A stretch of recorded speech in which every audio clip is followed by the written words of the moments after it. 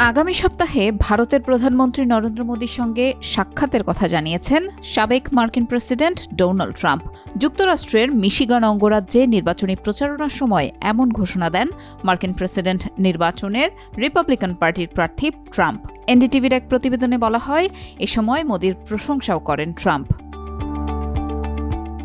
আগামী ২১ সেপ্টেম্বর যুক্তরাষ্ট্র সফরে যাবেন নরেন্দ্র মোদী। সেখানে তিনি কোয়াড শীর্ষ সম্মেলনে অংশ নেবেন এবং নিউ ইয়র্কে জাতিসংঘের সাধারণ পরিষদে সামিট ফর দ্য ফিউচার শীর্ষক সম্মেলনে ভাষণ দেবেন। প্রেসিডেন্ট জো বাইডেনের আয়োজনে ডেলাওয়্যার ও উইমিংটনে অনুষ্ঠিত হতে যাওয়া এই সম্মেলন হবে চতুর্থ কোয়াড লিডার্স সামিট।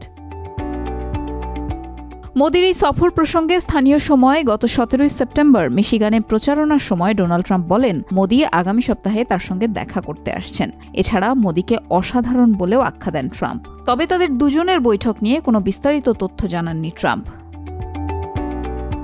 আগামী ২২ সেপ্টেম্বর নিউ ইয়র্কে ভারতীয়দের উদ্দেশ্যে ভাষণ দেবেন মোদি। পরদিন নিউ ইয়র্কে জাতিসংঘের সাধারণ পরিষদে সামিট অব দ্য ফিউচার শীর্ষক সম্মেলনে ভাষণ দেবেন তিনি।